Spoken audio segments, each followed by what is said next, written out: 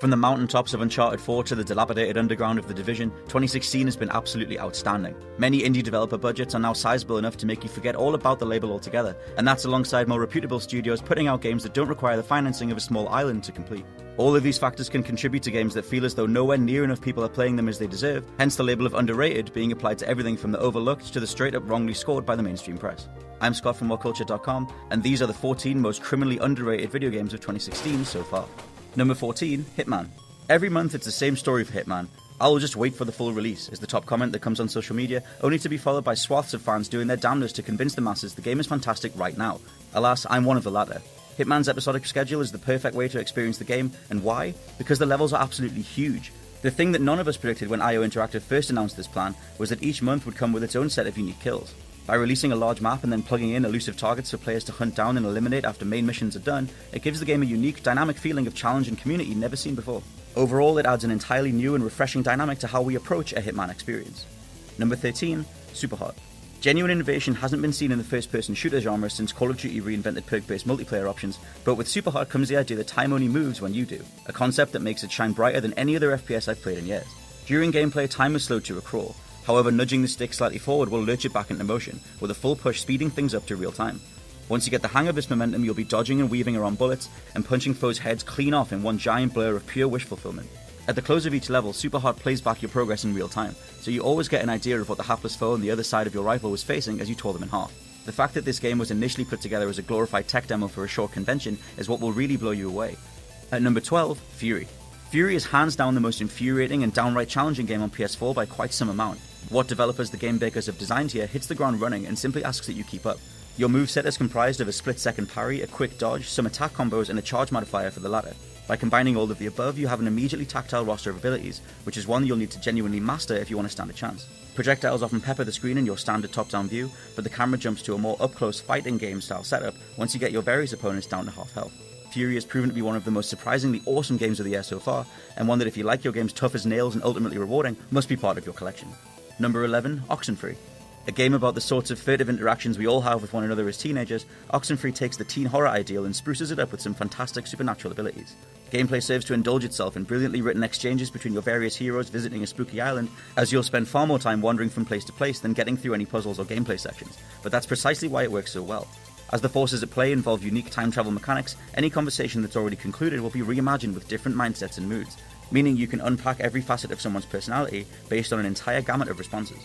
Number 10, Fire Emblem Fates. Thankfully for old-school Final Fantasy fans, turn-based battling has made something of a return in 2016. Fire Emblem Fates may be the latest entry in the franchise's long line of releases, but it comes with an incredibly enjoyable story and one hell of a difficulty curve. Playing as a memory-wiped prince or princess, you're torn between two warring factions that both insist you're their rightful heir. The game actually handles this with permadeath on higher difficulties, meaning allegiances forged and friends met along the way can be lost forever if a battle goes sour. It's absolutely lovable once you get the hang of how to plan and coordinate your attacks, leaving you to bounce to and fro between awesome story sequences and intense battles for hours. Number 9, The Banner Saga 2. Try Game of Thrones meets 90s Disney, the result being The Banner Saga, an eventual trilogy of titles which just received its second installment. Fighting against the collapse of a world ravaged by the force known only as the Dredge, the bleak and impressively apocalyptic tone challenges you to manage food levels as you travel across the increasingly barren wasteland. Combat happens frequently against the Dredge, with party members also dying permanently in between battles. Artist Igor Archumenko has outdone himself yet again, as even before the game gets its hooks in, such an outstanding aesthetic knockout is one for the ages. The best looking game of 2016? Next to Uncharted 4 and Overwatch? Hell yes. Number 8, A Boy and His Blob. Now you may have caught A Boy and His Blob on Wii U back in 2009, but a re-release on PS4 and Xbox One this year has opened up an entire new generation to its wondrous charms. Playing as the boy after he finds the titular blob, he promptly befriends it by feeding it a load of jelly beans, and it's this idea that transfers into gameplay. As a standard 2D puzzle platformer with an almost Studio Ghibli-esque art design, feeding Blob different beans makes him morph into everything from a parachute to a trampoline to a massive weapons-grade mech. But what will really get you is just how freaking cute it all is. Remember the first time you saw Kirby's Epic Yarn or Yoshi's Woolly World? Think of that feeling and know that Boy and His Blob features a button just for hugging. Words are not enough. Number 7, This War of Mine, The Little Ones. From one of the most delightful games you'll ever set eyes on to one of the most harrowing you've ever seen. Inspired by the Siege of Sarajevo between 1992 and 96, developers 11-Bit Studios have woven an incredibly personal tale about the aftermath of any war zone. The Little Ones takes the 2014 original of This War of Mine and adds the imperative to look after the youngsters. However, their innocent demeanour and mannerisms contrast heavily with the whole "how far will you go to survive" nature seen everywhere else. Guns will be fired to intimidate others and claim their food resources. Your own bombed out house will most likely be raided and one of your teammates killed in the process. Balancing this with giving your children as close to a normal life as possible with toys and radio music is absolutely heartbreaking. Number 6, Unravel. Cutesy platformers are a dime a dozen these days, which is why Unravel plays things very safe. Coming across as a Little Big Planet goes outside type deal, it wears its heart on soft cotton sleeves. Playing as Yarny, you'll leap and swing through a number of photorealistic environments, occasionally ensnaring the local wildlife to reach greater heights, or perhaps get tugged along on a piece of debris or a wayward fish. The world feels very well thought out and supremely detailed. It's a labour of love from a tiny developer given the bigger budget lease of life thanks to EA on publishing duties. Unravel's carefree charms make it the epitome of an underrated gem. Number 5, XCOM 2. The granddaddy of turn-based combat. You can bet your bottom dollar XCOM 2 will see a huge uptick in popularity once the console releases come around in September. Gameplay is more of the same tactical turn-taking that you may already know and love. Your custom team of alien-thwarting warriors can now be spec'd in more directions than ever, factoring in bio-augmented limbs, reassembled alien tech, and a crafting component that keeps armor and weapons fresh for every handful of missions. XCOM's base formula is pretty flawless already, but Fireaxes have added many small tweaks, such as the ability to sneak up on your foes with a well-timed ambush and greater terrain deformation. XCOM 2 deserves its place as the premier turn-based strategy game of choice. Number 4, the Technomancer. Although it took a bit of a battering in the mainstream press, there are a lot of really awesome ideas at the heart of the Technomancer. A cyberpunk-tinged tale of rebellion on Mars set against the backdrop of the sandy red dunes and mutated monsters all baying for your blood. Combat is ostensibly The Witcher 3, except you've got 3 stances to swap between on the fly. By changing these up and getting comfortable with the constant need to alternate your approach, there's a surprising amount of depth when it comes to tackling groups of enemies, because make no mistake, the Technomancer is very hard. Downsides include Heavy Rain-esque amateur voice acting and cutscene animation reminiscent of the original Mass Effect, but for its formidable RPG chops, the Technomancer excels more than it stumbles. Number 3, The Witness. The Witness is hands down the best pure puzzle game in years, especially on consoles.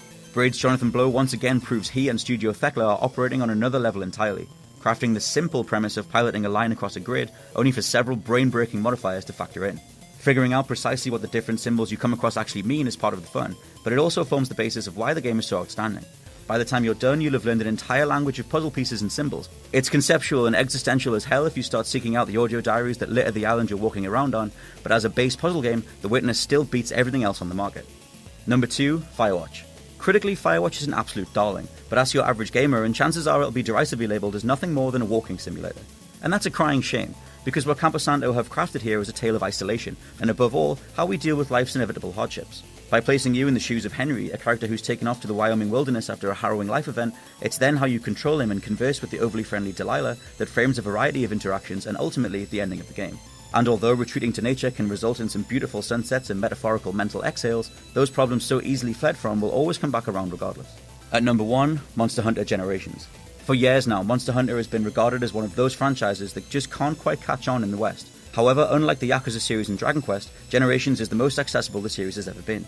Basic gameplay revolves around living the fantasy life of a titular monster hunter, darting between various villages, felling increasingly large beasts, and wearing the best parts of their carcasses for your next battle. There is a story in as much as boss creatures do pop up at regular intervals, but for the most part you'll be crafting new weapons, posseing up with fellow hunters around the world, and above all, challenging yourself to see what massive beasts you can bring down. So that's our list. Are there any that we missed? Let us know in the comments what the most criminally overlooked video games of 2016 really are. You can find us on Facebook here. I'm Scott from WhatCulture.com, and I'll see you soon.